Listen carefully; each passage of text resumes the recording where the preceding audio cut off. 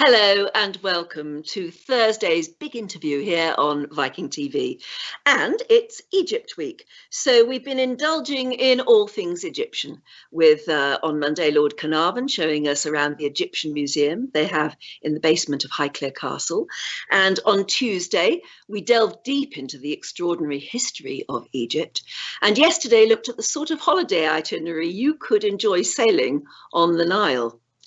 I first became drawn in by the magic of Egypt, a good 40 years ago, when a friend invited me to join him, just as friends, on a river cruise. And since then, I have returned many times with my children.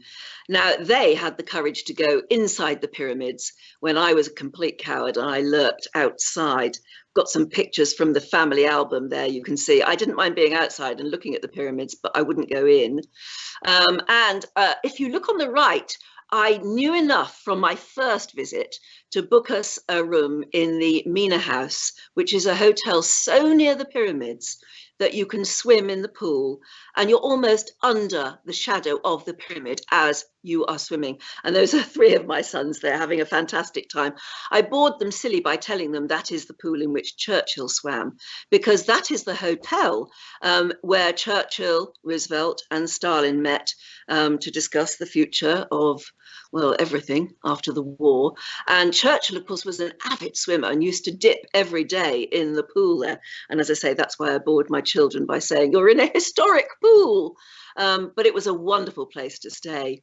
And it still is, actually.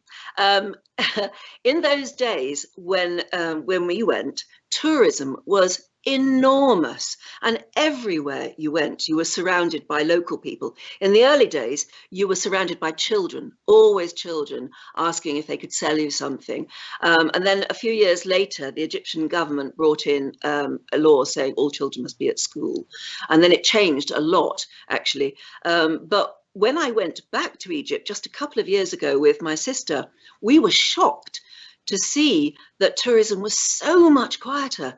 And the Egyptians are desperate to see more tourists again. And what I couldn't get over was the fact that you could go, here we are in Luxor, that's me on the left, and you could take a picture of yourself in amongst these amazing scenes, these incredible antiquities, and you would be the only person in the scene. Normally, in normal years, it used to be like trying to go and see the Mona Lisa in the Louvre. You know, there would be at least 10 people in a queue ahead of you, and you'd hardly ever get a place on your own.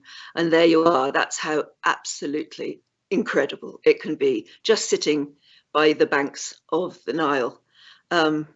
It's a remarkable place. And as I say, even in the museums, so few tourists recently that you can get so personal and up close with these very, very real antiquities.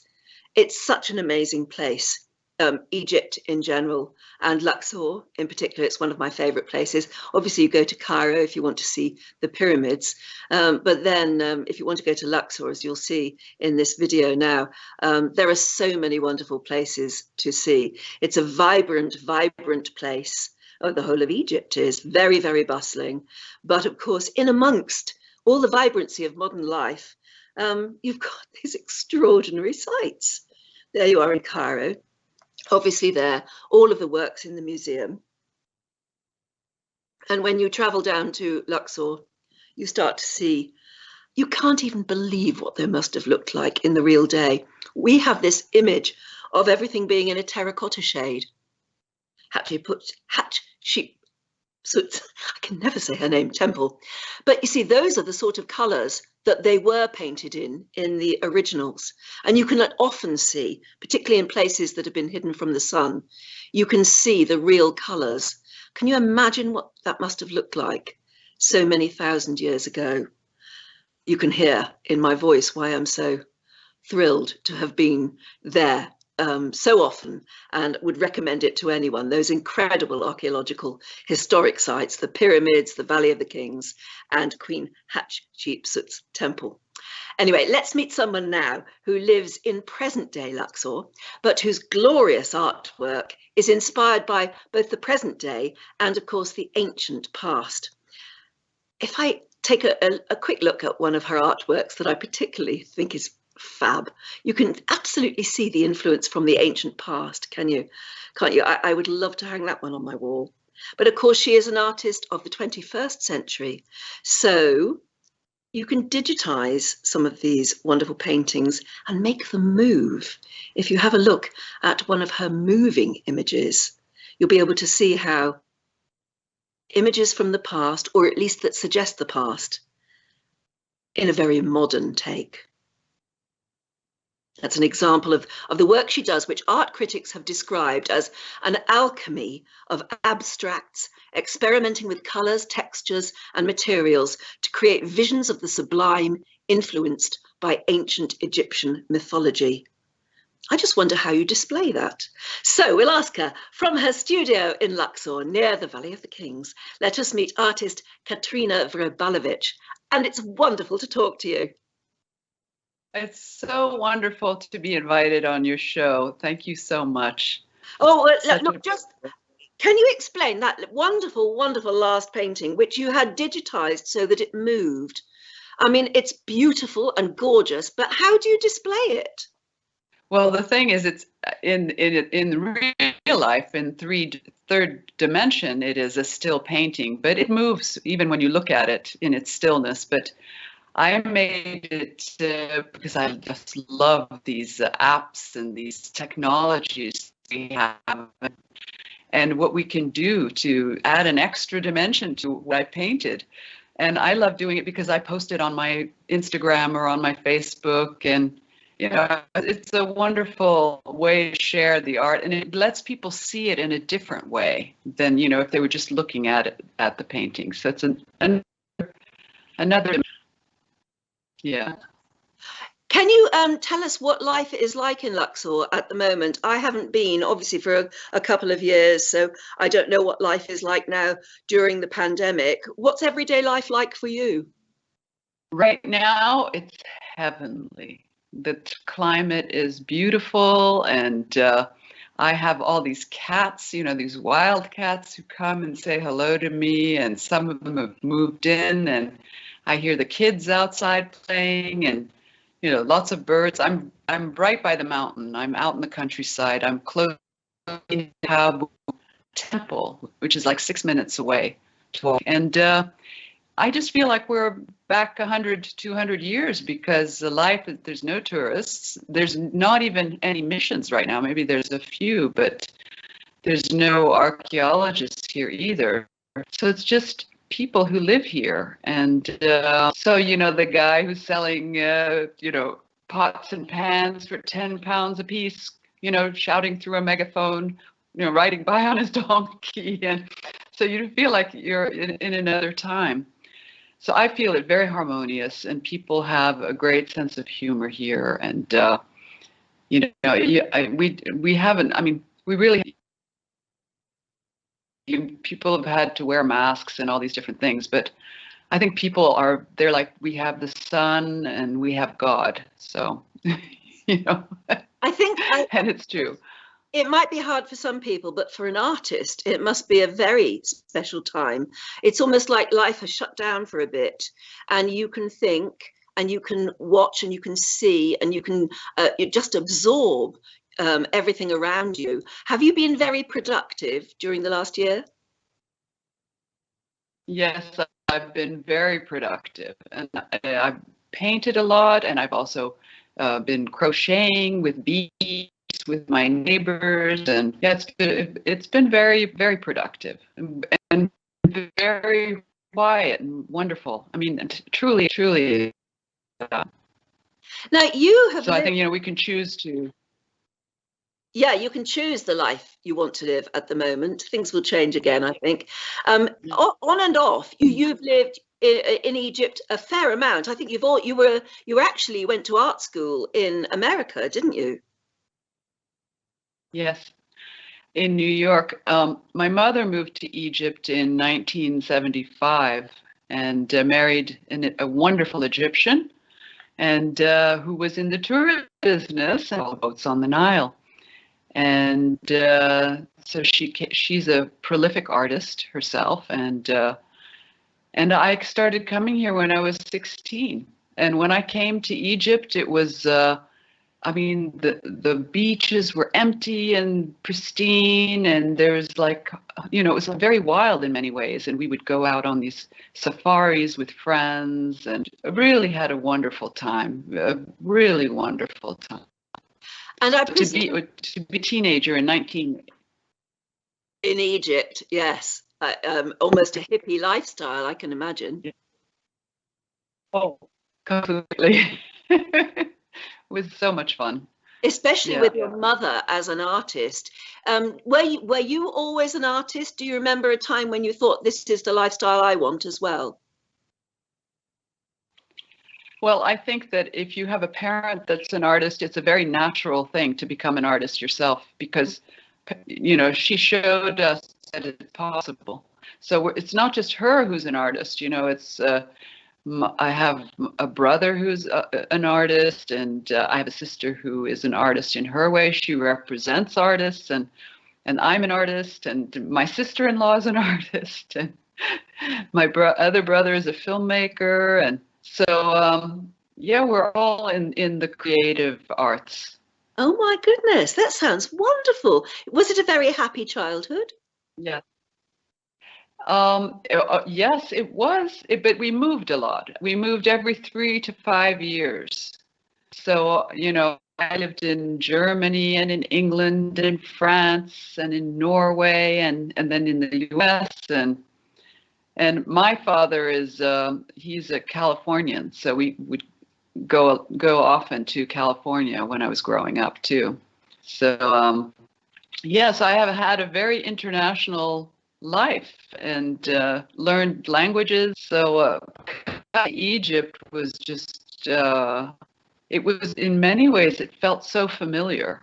I felt very at home here right away. And I remember I was with my sister standing on the Abbas Bridge looking out over the Nile, and I said to her, this feels so familiar.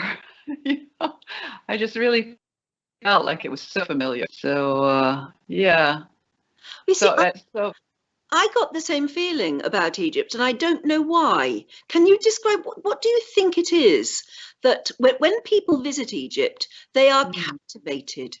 Why? What is it? It's our soul. It's like it's the beginnings. I mean, I'm sure there's other places in the world too where there are beginnings, but Egypt definitely represents this. I mean, the Nile itself and the Delta, it's like this blooming lotus. There's thousands of years of harmonious movement of the Nile, and, the abundance of food. And I think it's just been a very harmonious and wonderful place. It's kind of, I would say it's heaven on earth. I think it was definitely heaven on earth at one point for sure, especially in the pharaonic times. So, yeah, I think that I think our souls, I personally believe we've lived before. So I think our souls are many places, and this is one of them. I've heard people say that about Africa as well. I've never been to Africa, but so many people I know who have say there is something that you can't even explain that happens to you. It touches your soul and you want to go back. You feel you belong in some way. Maybe it is just the ancient culture that, I don't know, maybe is part of all of us. What about modern Luxor at the moment? You live there. You have to get groceries. You have to get all your artists' materials and all the rest of it. You have to live in the 21st century. What is modern Luxor like? Well, the thing is, I'm not really in the modern Luxor. I chose the West Bank, which is it's farmlands, and it's the temples, and it's, the mountain. So it's very easy here for me. It's like, it's easy to call someone and say, could you deliver some things, like the local store down by the Nile. He lives very close to me, so I can call him and say, I need some milk and some, so he'll bring me stuff. Or I'll go to Raya, to my local vegetable and fruit stand, and she's like the glue of the community here, and takes care of everyone and puts people together and make sure you've met each other, and she's really something. And yeah, I think that on this side of the Nile, it's kind of still it's still nice. It's still very nice. The other side, it's really changed in the last 20 years. I think, and and I wish there was more care in terms of lighting, because many years ago, Egypt hired the best Italian lighting designers, and it was just amazing. Everything was romantic and ambient, and now people just love bright lights. They're like, they want the big strobe lights and the big football lights, and we need night too. We need to have that warm kind of firelight that we have had for millions of years. So that part of it is harsh for me to look across the Nile and see these very, very bright lights. I think that yeah, they could definitely dim them a bit. So just to explain to people watching, but otherwise, I was going to say, just to explain to people watching at the moment who maybe don't know, but one side, in Luxor, one side of the Nile is where you go to see the Valley of the Kings, where you've got the Colossi, where all sorts of interesting things to see. Obviously, that's where Carnarvon and that's where. Yeah, that's where they discovered Tutankhamun's tomb. It's that side of the Nile. That's the side of the Nile that you live on. Yes. And modern Luxor is on the other side. The valley. The other side is Luxor Temple and Karnak Temple, which is phenomenal. It's such a fantastic. They're both beautiful, beautiful temples. Phenomenal temples. So that's so worth going and seeing. And I go back a lot because it's just, you never get tired of it. Never. And it's just so inspiring. And there's the television street where you can go shopping for food and clothes, and there's a lot of hustle and bustle and horses and horse carriages and taxis, and so it's definitely become more of a city than it was before. Yes, and last time I was there, I prefer staying that. I can imagine. Yes, you're in touch with this sort of older side of it. But last time I was there, they were building a sort of roadway between the two temples as well. I don't know if they finished that.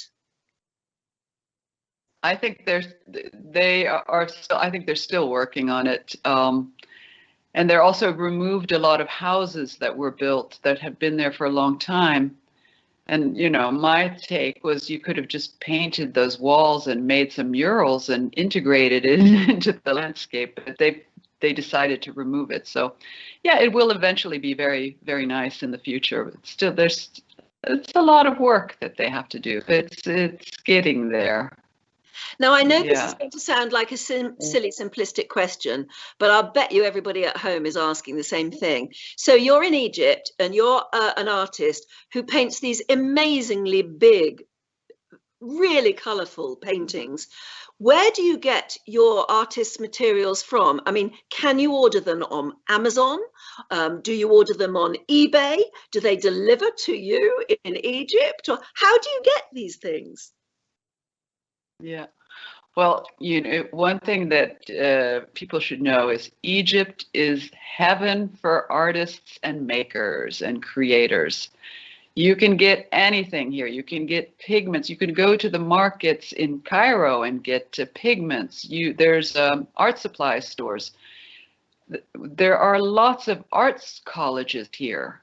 There's a real network of art colleges. They all visit each other, and professors visit each other, and there's a tremendously exciting art scene here, unlike any other place I've ever been. And it's very much solidarity between the artists, and when you have an exhibition, all the artists show up and support each other, and it's really fun. And here in Luxor, there's a wonderful art school, really wonderful art school. So there's lots of talented students, and that's why we started having galleries here. This is the inspiration that Dominique Navarro had, was just this great love and seeing this wonderful art from all these young people. And, you know, We, important to make a platform where people can show their art. let's talk about the Mm. Luxor Gallery in a moment. I wish I'd known. I wish I'd known, and I would have come. But I know that you do like to mingle in amongst the locals. Obviously, you get to know them, and we've got a picture of, I think, your local vegetable seller, with whom Yeah. you clearly have some sort of relationship because you gave her one of your paintings. Yeah, this is Raya. She's an entrepreneur. You know, she made her own business, has the vegetable and fruit stand on the bridge, on the little bridge next to the canal. And our whole neighborhood goes to her. And she's just lovely, a wonderful person. And she's someone who's extremely generous, and she's very caring, and she's always involved in the community. You know, she'll come to your house and bring you something that she made, or, you know, or she'll say, you know, have you met this and this person? You know, let me introduce you. So she's a very caring person. So when her birthday came up, I thought, I will make her a painting. And her brother had asked me, can't you make a painting, you know, for our stand? And I was like, okay, I'll think about it. And then her birthday came up. I said, perfect. I'll make a painting of her with her watermelons and her fruits and everything. And she's so happy. You know, she had it first, she had it outside, but then she got very scared for the sun and the wind. And now she put it on the inside of the stand, and it looks very beautiful. That's just what I was going to ask. I mean, how does Yeah. a painting do if it's outside under the Egyptian sun? Can't be good. Well, the sun here, it gets so hot here in the summer. It gets up to 50 centigrade in the summer here. And I have these painted birds out in my garden that my mother painted, and they're on their third paint, you know, they're the third time they've been painted because everything just kind of falls off, and then I have to go in and fix it again. See, But that goes back yeah. to ancient stuff as well, doesn't it? The fact that if you can get into the shade and you look at some of the artwork on the walls, the colors are still there. They've been burned off by the sun outside, but Egypt is not a terracotta color place, is it? It's vibrant with color. Tell us about Nut and Get, the two people who particularly inspire your work. Yes, Newt and Geb, the love story between heaven and earth. And it's the, you know, Geb is earth and Newt is the sky, and she, in her celestial body, she carries all our souls. And this journey, love story, is about becoming.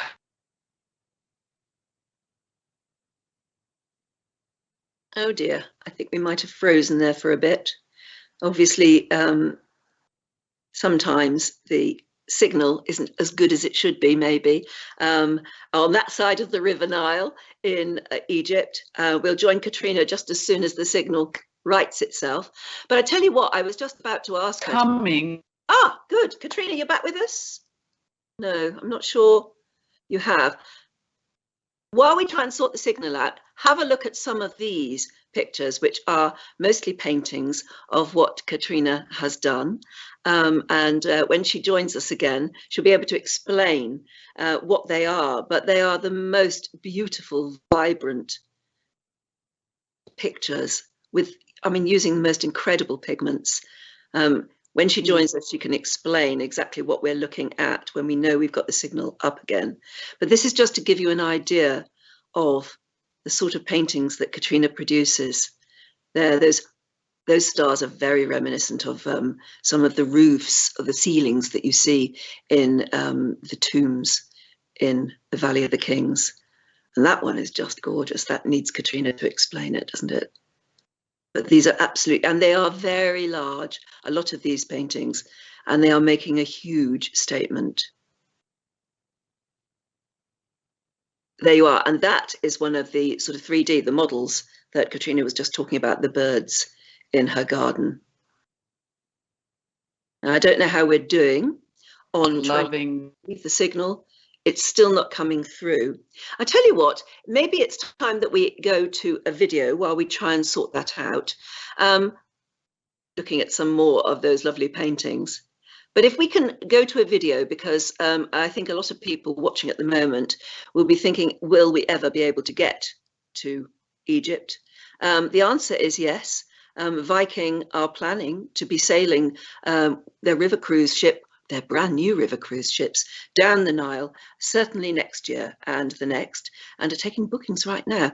Let's have a look and see what sort of itinerary, if you were to be able to go and visit Egypt on the Nile with Viking, this is the sort of itinerary you would be following, and these are the sights you would be seeing. Let's have a look now. On this intriguing 12-day itinerary, you can immerse yourself in ancient secrets, long buried in desert sands, while enjoying the welcoming culture of Egypt as you explore with Viking. Your journey begins with a 3-night stay in Cairo, the cradle of civilization, during which you can gaze upon the world's oldest step pyramid at Saqqara, the Great Pyramids, the stunning Sphinx, and enjoy Cairo's Museum of Egyptian Antiquities. You'll also have ample time to check out the city on your own. Luxor is next, unfolding before you for 2 amazing days. Satisfy your curiosity at the great temples of Luxor and Karnak, and the remarkable Valley of the Kings. Here you'll enjoy privileged access to the tomb of Queen Nefertiri, an exquisitely preserved site only a few visitors have the chance to see. In Cana, discover the sprawling complex of Dendera and its fascinating Temple of Hathor. Built by the Ptolemies and Romans in classic Egyptian style, it's one of Egypt's best preserved and less frequented temples. Isna is home to the red sandstone Temple of Khnum, the 1st century hypostyle hall filled with intricately carved columns and detailed hieroglyphics. You'll sail on to Aswan and the serene Philae Sanctuary. This oasis was rescued from the rising waters of the Aswan Dam and is now a UNESCO World Heritage Site. Or set out for Abu Simbel on an optional excursion to admire the great temple of Ramses II. A picturesque voyage along the Nile River brings you to Edfu, where you'll visit the Temple of Horus, the falcon god. It's one of Egypt's best preserved temples and an impressive remnant of the Ptolemaic dynasty. Your exotic Viking journey concludes back in Cairo, with free time to explore more of Egypt's intriguing culture.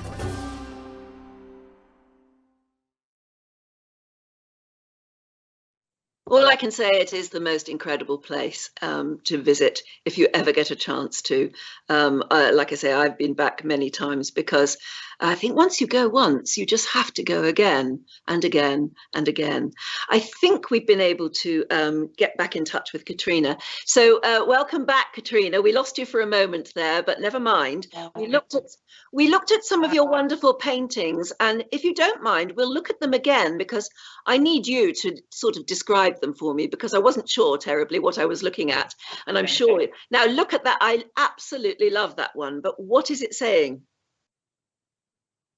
So this is the painting that is the final journey. It's the loving oneness, and it is you see this incredible toroidal movement of waves coming together and creating a heart. And then you see this beautiful golden tree that connects to the cosmos and then connects to the ground. So it's yes, it's the sacred union, and it's the sacred union within us. It's not just with another person outside of us, it's within us. So yes, I love that painting too.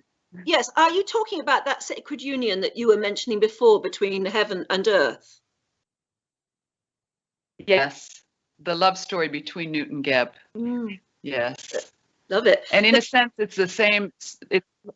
It's a love story that is told again and again through the temples with the kings and the queens and the goddesses. And so it's being told again and again, this story, this inner marriage, inner and outer marriage. This one is quite different, saying the same thing or not? No, this one here was painted in the most unbelievable heat. So it has this 3 it has this fifth dimensional frequency of color. It has this hyper color from the heat, and it has gold leaf, and it's basically just an inspiration. I painted it here. It was like one of the first paintings that I painted when I moved into this house here next to Medina Tabu. And I can see that there's a pillar going through from heaven to earth, actually, with that lovely lotus, the lotus flower at the top of the pillar, which we see in so many of the enormous monuments and buildings in ancient Egypt.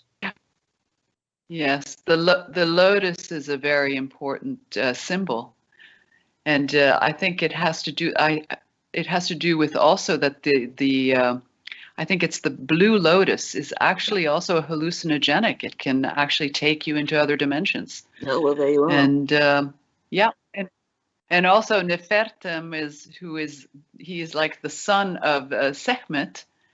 He has the lotus as well. It's the dawn, the rising sun. Now, who is this?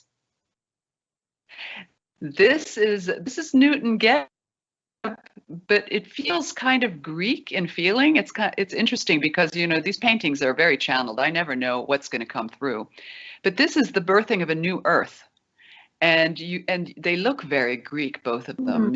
But she's Newt has her stars, and Geb is the earth, and the pyramid is the consciousness on our planet, and there's this birthing of a new earth. So this painting was painted maybe 10 years ago or something like that. So it's already telling the story. And there's a tree of life also on the right-hand side that's kind of sticking up there.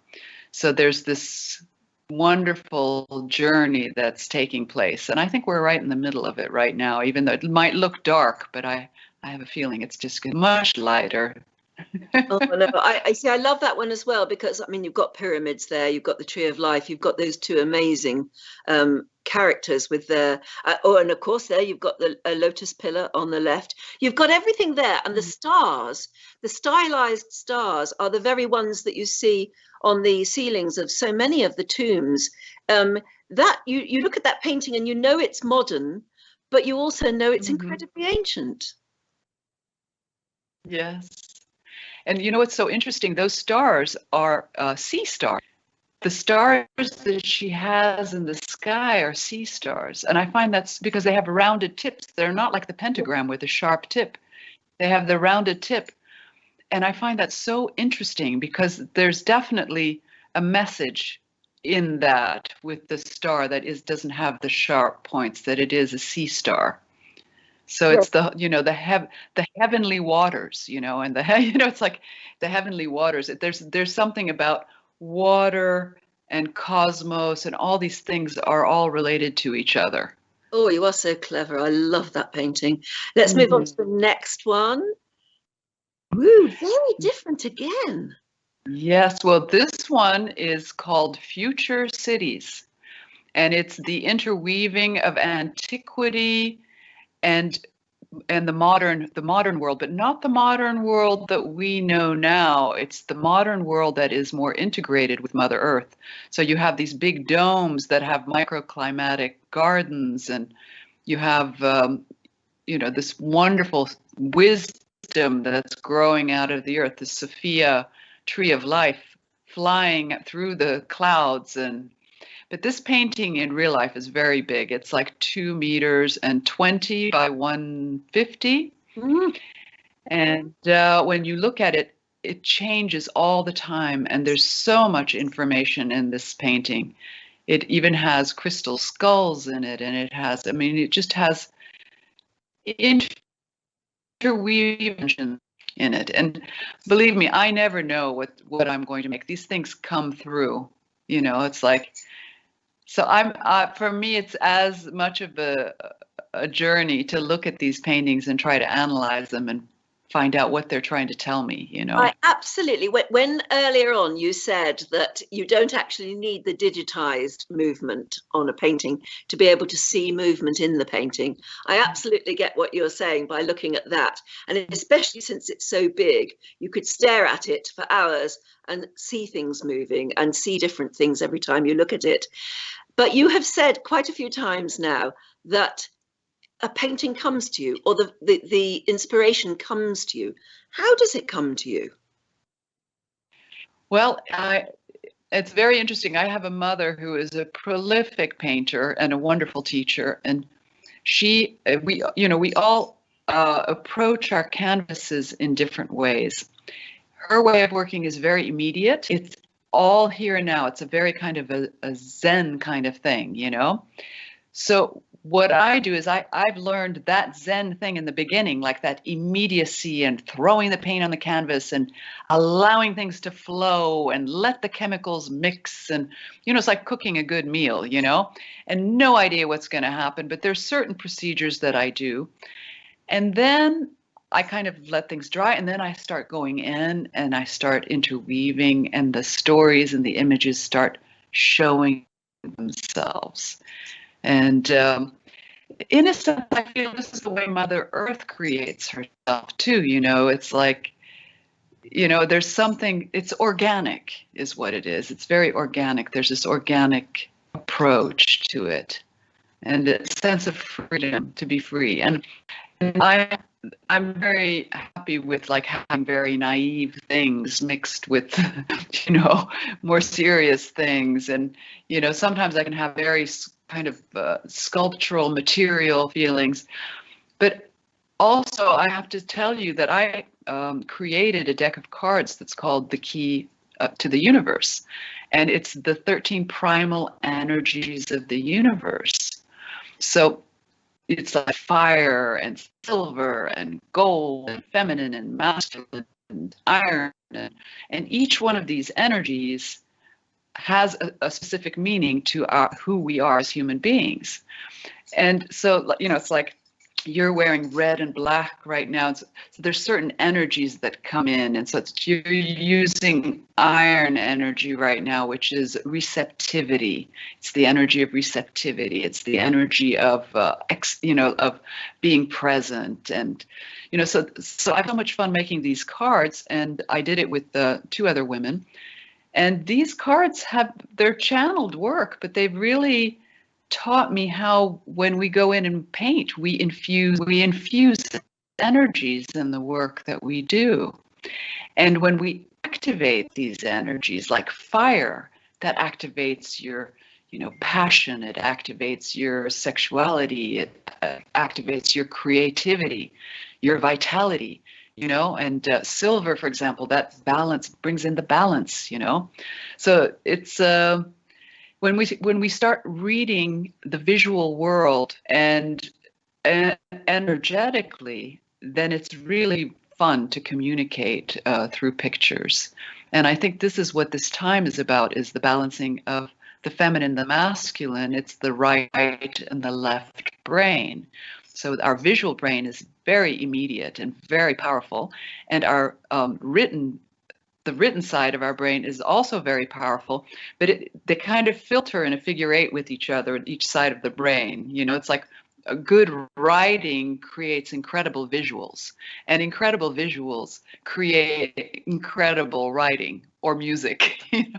So yes, that's I was going to ask, what else inspires you? Do you read?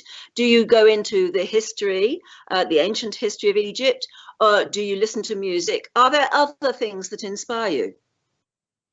Well, music inspires me a lot. I mean, I listen to a lot of music and I read, but in terms of the Egyptian story, I've actually purposefully read as little as possible, because I've wanted to just see what I'm being told, like what kind of stories are coming through. And incredible stories have come through. I mean, characters I never heard of showed up. And I mean, I had a wonderful meeting with Sekhmet, the black lioness, who is, this wonderful goddess she's both of war, but also of healing.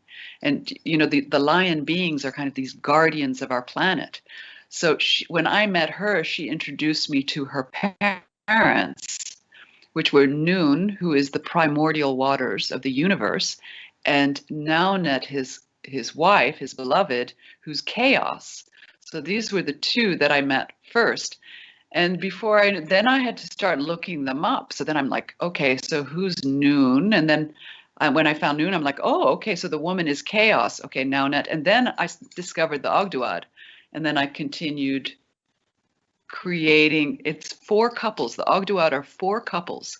And when you think of it, these 4 couples are the pillars of creation. They're the pillars, and it makes so much sense. It's like the temples, these pillars of creation as couples. It's always man and woman. I feel that.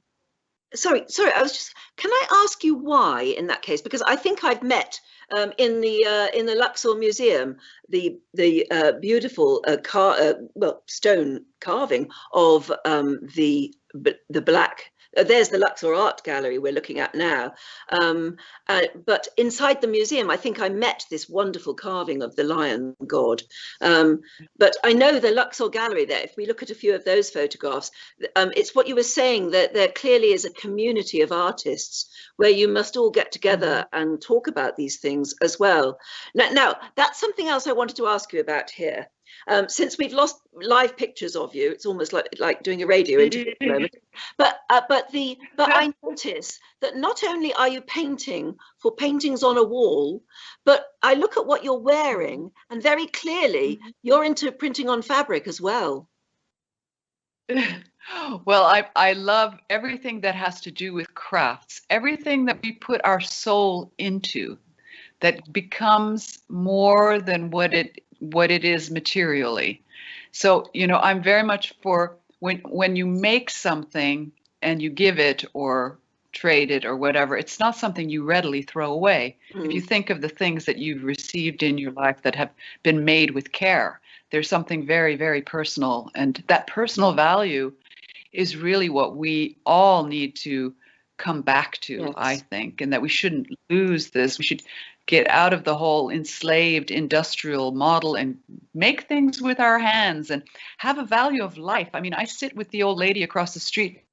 There's a value of life sitting together and doing things and talking.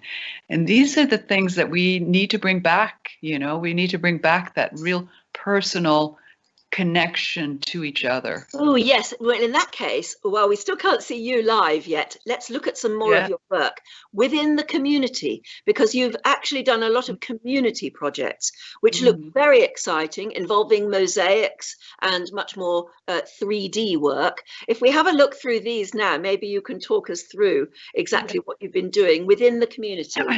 Let's have a look if we can. That looks spectacular. Do explain. Yes.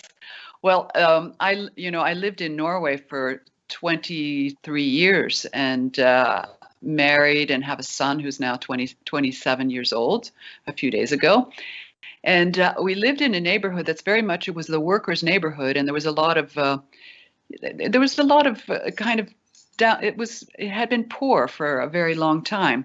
And there was a community center that was just dead, and the whole place was dead. And this wonderful woman from Texas, from San Antonio, Texas, came in and said, let's do something with this community center. And so she invited me in, and we asked everyone, who are we in Sagene, in the place Sagene?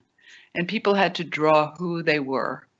And in a way, they were making the prayer of what they wished for in their community. And we came to a consensus that we wanted a tree of life and that the tiles should be hand painted by the community. So everyone put their hand to it. And the project is about taking ownership of public space. And what happens to people when they take ownership of a public space? It completely changed that neighborhood from a very kind of dull, sad place to now a big piazza with a restaurant and all the mothers with their baby carriages. And it's just a much more lively, it's become a much more lively neighborhood. So it's really interesting how the participation, even if it's 5 minutes of participation, just the intention that you've participated in making this mosaic is enough to love it, and to feel ownership of it and feel proud of it. And so we watched this project so successful, and then I was invited in again, and this time it was a sea turtle, a giant sea turtle. That's right. I don't know if you have pictures of that. We do somewhere. We'll find them. Yes, you've got to wonderful these lovely 3D creatures that you are able to make. But you're right. If a community produces the art that surrounds them, they're much more likely to be proud of that area and keep it in the best possible way and enjoy it. And that's what I know. You're a very, very keen advocate of public art. Yes, well, I'm a keen advocate of community where people feel a sense of service to other, and it gives a sense of meaning to life. When even if you give 10 minutes of your time, it makes a big difference in people's lives to feel that they have some importance or that they're needed in some way. So I think that it really does activate people, and they get excited, and we had these fairs, where everyone showed up, like a Sunday where everyone shows up and it's sunny and spring and people are painting their tiles, and it's a very fun thing, but you do need to organize it. It can't just happen. It has to be organized in a way so that it works. It's not something you can just like spontaneously throw together. No, and frankly, you do need an artist heading the team so that what you produce is good to look at. And what you produce there looks absolutely fantastic. We've got lots of questions for you to answer, if you don't mind. And I wonder if Viking.TV's wonderful James will, since we still can't see you live at the moment, we can hear you live, but we can't see you. We could maybe just have a look at some of your paintings again whilst you answer some of the questions, if you don't mind. Raina from Tucson in Arizona says, wow, Katrina's art is stunning. Where or how can I see it exhibited? Where are you exhibited, Katrina? Well, I'm exhibited mostly here in Luxor right now. And actually, there's an exhibition tomorrow in Cairo. There's many, Egypt has many galleries, and there are some really wonderful galleries. But I would love to explain that one painting that you just looked at, because it's an important painting. The first one in that not that one. The next let me see, this one here. If you can just stop at that one for a second. Yeah. This one here came out of a trauma for me, because in the world, there's unfair things that happen. And I woke up one morning and I was like, dear God, give me a story that, that will bring peace. And this painting is called A New Dawn. And it is a triangulation of Jerusalem, Kaaba, and the pyramids at Giza. And there you see Newton Geb on the left-hand side embracing, and the birth of new earth, a birth of a new time. And this painting came here to Luxor, and there's even a film on YouTube where a friend of mine composed music to this painting. And I hung it here in my house, and a Saudi Arabian curator came in and bought the painting, and I thought, how interesting that it's ended up in Saudi Arabia, this painting. So it's been in Egypt, now it's going to Saudi Arabia. It's in Saudi Arabia now. So I feel like these paintings are energetic. You never saw the painting. It does something. There's something magical about it. Yes, there is. Is it big? Is it a big painting? Yes, it's another big one. It's another 2.5 meters by 150. Wow. Yeah. Oh, love that. Yeah, they're like big tools. Another question for you from Barry in Sarasota. He says, has there ever been a work that you've done that you didn't like when you finished it? That's quite interesting. Well, honestly, there are paintings that I like more than others. Sometimes if a painting is negative, like at the beginning of the Corona thing, I painted a painting that was like a big mountain that we had to overcome, and it was so dark, and I painted over it, and then I painted over it again, and it was painted over 4 times, and the final final painting is this beautiful flame, like a violet flame. Just this joy and cleansing is what came through as the final painting. So, but I think that sometimes we need to also have things that aren't so that, I mean, it's so subjective. There are things that I think are really bad that someone will come in and say, "Oh my God, this touches my soul." Yes, yes, So they don't belong to us. You know, these paintings don't belong to us. They come through us, and there's a reason why they're made. And you know, what's your medium? Is it acrylics? Is it oil? it's a mixed medium. I use gypsums and glues and acrylics, and I do washes with oils, so glazes with oils. So always the oil on the end. But I like them to have this very material feeling to them because it associates to the Mother Earth and it associates to our 3D existence, you know, as human beings. More than one medium, isn't it? Yeah. Ricky in the US says, on average, how long does it take to do one of your paintings? You know, some of the most inspired works can take a really short time. They can just take a day, you know, like some of the best works, because it's just like you're in the flow and it's just fantastic. And then others can take weeks. So it's like, it really depends on whether you're tuned in, you know. And if you do get that inspiration in the middle of the night, or like at 11 o'clock at night when you're just about to go to bed, do you stay up all night? Well, you know, here it's kind of difficult because I have a studio up on the roof and I'm outdoors, which is really great. So I have the fresh air and the sun, but I have the roof, you know, I have this nice roof. And, you know, it's just, it's too dark up there to work at night, you know. But I do, like, first thing in the morning, if I've started a painting and then I go first thing in the morning just to look at what I've done, and then I go back and eat some breakfast and then go back up again, you know. So, Brady in the US asks a very practical question. He said, are you a total freelance, or do you work for any particular studio or anything like that? I'm a true believer in freedom. I know that sounds a little crazy, but, you know, I am a free agent. And I do support the Luxor Art Gallery, and they represent me here. And I'm also on their board of trustees, which I'm so proud of. And so I am represented at Luxor Gallery, and I represent them, as well as you know, being invited to different galleries. But I don't believe in signing a contract with one gallery and, you know, signing your life away. I just don't agree with that. And you know, I think that we need to be free. And I mean, when I lived in Norway, I would create my own events. I would have 3-day events, because I realized if you have a 1-month exhibition, people will come, they'll mosey in, but they won't buy. But if you have a 3 days, then people hurry up and they buy your work, you know, because they know they only have 3 days. You know, so I would do stuff like that in the old days, you know, but now. At the end of the day, an artist has got to live, and yes, you have to sell your paintings, don't you? Yes, you do. And you have to be good at promoting.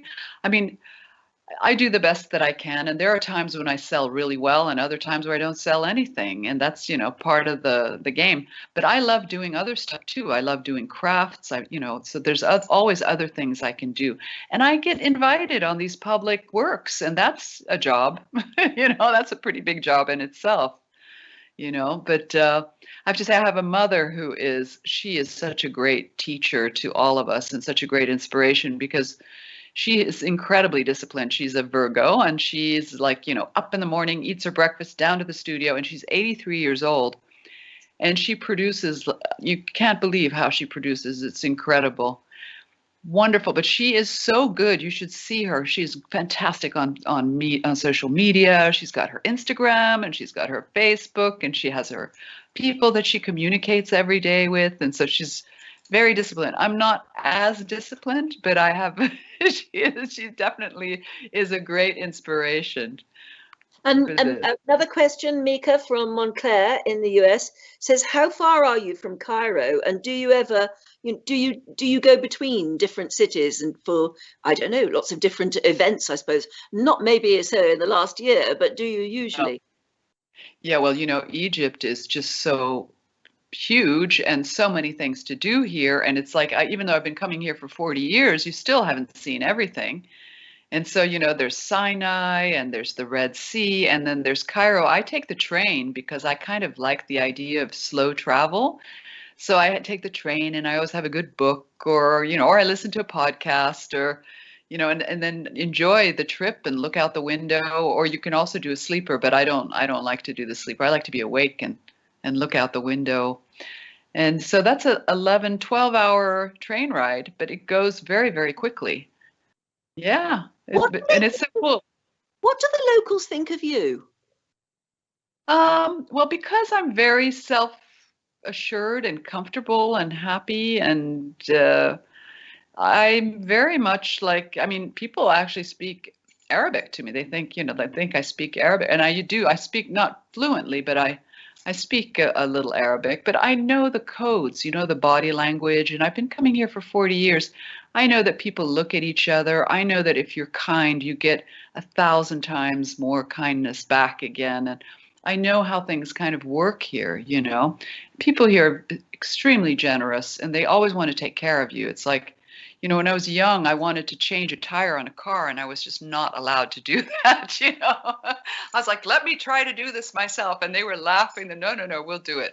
It's like you get on the train, and there's always people helping you who want to be there and help you out. And because it's the whole nature of the people is to help and to take care of each other. If, and we've had quite a few questions on this, if people were coming out to Egypt, hopefully next year it'll open up again and more tourism will start, where would you recommend they absolutely must go see? Oh, well, I have like my places that I love to do. Like I love going to the old city in Cairo, the Khan el-Khalili. Yes. That is just such a dream. And it's been so fixed up with cobblestones, and it's just fabulous. And that's where the big market is, isn't it? Famous. Yes, it's where, they have the gold street and the silver street, and they have all the different things, but they really fixed up a whole section of it. I think it was I wonder if it's the Aga Khan who came in and fixed up all these old buildings and fixed up some of the mosques, and out of this world. So it's wonderful to go up there and go and buy beads and go and look at things and sit in the shop and have a cup of coffee and talk to people. And it's just, that's one of my favorite things to do. And they'll go to the perfume man, and, he'll like tune into who you are and make you the perfect scent. And then there's so many things I love to do. I love downtown Cairo. It's, I go to my Cafe Riche, which is an institution for, the writers and for the artists of past. It's been there for maybe, 50, 60 years. So Cafe Riche, like the rich, but the riche. And that's still there, and I come in there and I know the people from when I was a teenager, just that's about. Where the in crowd. Yeah, that's where the artistic in crowd go. Yeah, I don't know so much if it's the in crowd, but it's the authentic in crowd. It's the people who are the artists who live downtown and who, yeah. And there's an incredible, thriving, wonderful art scene. So there's lots of galleries to go and visit, and to go to Zamalek and go gallery hopping. And there's always great exhibitions. There's some galleries downtown as well. Sometimes they have really amazing events in old buildings, and so that's great. And then there's concerts, and then you have the opera, which has concerts and also has a big gallery. And of course, one of my absolute favorite places in the world is the Cairo Museum, the old Cairo Museum, because it is the museum of museums. I love the wooden cabinets and the glass and the little padlocks from 100 years ago, and handwritten notes describing the different artifacts. And I pray to God that they will never change that, because it's just such a joy to go into that museum. And I haven't been now. They've removed a lot of things to put in the new museum. But they have so much stuff that there's going to be things we haven't seen that will come out of the, absolutely, come out of the basement finally, that we'll get to see. So it's going to be very interesting. But I mean, I have been to the Cairo Museum hundreds of times, and I always see new things. I mean, I see new things. So, Yeah. and then, of course, the pyramids is wonderful. And there's a new restaurant up on the plateau now where you can go and have lunch, and there's the whole view of the pyramids.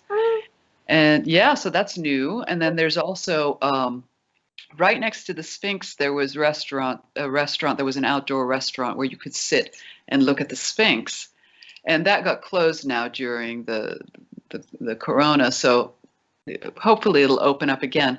And then one of my places that I go to is because, I mean, they shut down early, so you don't get to see so much. But there's the Pizza Hut, and I know that sounds really tacky, but the roof of the Pizza Hut has the best view of the Sphinx at sunset.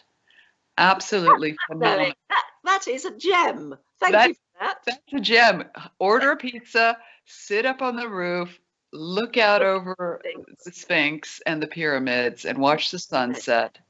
And it's fabulous. I took my mom there a month or two ago. It was wonderful. We had such a good time. So, it's like, yeah, and I mean, they have, I think it's Kentucky Fried Chicken downstairs, and they have, it's really horrific that this, that this is what's in front of the Sphinx. But, what can you do? It's part of the modern world, we have to, but, us going there has kind of given it a whole other dimension, another level,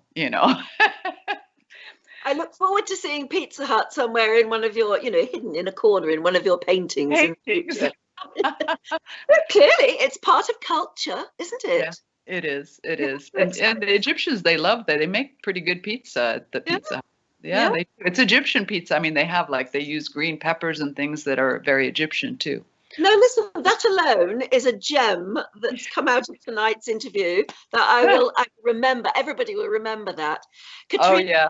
We've been talking for an hour, and it's so frustrating that we haven't been able to see you for some of that hour, but we've certainly heard you, and we have seen your absolutely enthralling artwork. I am so going to visit you next time I'm in Egypt. You must come and visit me. You must. You must. I think that is. If you pardon me, it's a God-given talent, your artistic talent. I absolutely love your work. Keep going. Are you working on something right now? Yes, I am. It's so interesting. Everything has to do with the times that we're in. So I made the Horus, who is the divine son of Isis and Osiris. Yes. And it's the story of us crossing into a new dimension and having the wings to fly. And then there's a flying elephant. Remember the little baby elephant with the big ears that flies? That is so cute. There's a flying elephant in that painting, and it's telling us to be in our innocence and to be in our joy and to, embrace this time, and don't let these negative things pull you down, because we are the ones who are creating our world. We create our world. This is what I've learned from the pharaohs. We create through love and through devotion, and the pharaohs did this. When they built their temples, they built them with love. And people built them because they were devoted to that journey in love. And that's why they're so beautiful, and you have all these smiling faces. Yes, and they were determined to be remembered, and remembered they are, all these thousands of years later, and we're still celebrating certainly their art, if not their very being. Katrina, thank you so much for joining us. Thank you so much. Thank you. Thank you. And I look forward to meeting you here. Yeah. Oh, exactly. Absolutely. We'll meet in real person. And I hope anyone watching as well right now is inspired to do the same, because you're still exhibiting in the Luxor Art Gallery. And anyone who does go and maybe takes a cruise down the Nile will actually be able to stop off at Luxor and have a look around. So thank you very much to Katrina. I'm so sorry to everybody watching if you weren't able to see much of Katrina, but we saw her artwork and heard her describe it. I think you'll agree that they can go into my Instagram and see There me. you go. Absolutely. We will not forget your name. Thank you so much, Katrina. And let me just say to everybody, next week on Viking TV, it's Dutch week. And my guest is going to be a very extraordinary but quite different person. She's a cyclist and adventurer. She's Marika van der Meer, who has cycled, would you believe, from the South America to Alaska, from the Netherlands to Australia, and attempted to go once around the world. That was unfortunately cut short by the COVID pandemic, as so many things have. But she's going to be sharing with us her pictures and stories from her adventures. So next week, Marika van der Meer in Dutch Week. So that's it for another week. Thank you very much for watching. Thank you for all your questions. And thank you very much to Katrina for telling us all about her wonderful artwork. In the meantime, before I see you again next week, have a safe and happy week. And we'll join you for Dutch Week next week here, next Thursday on Viking TV. Meanwhile, goodbye.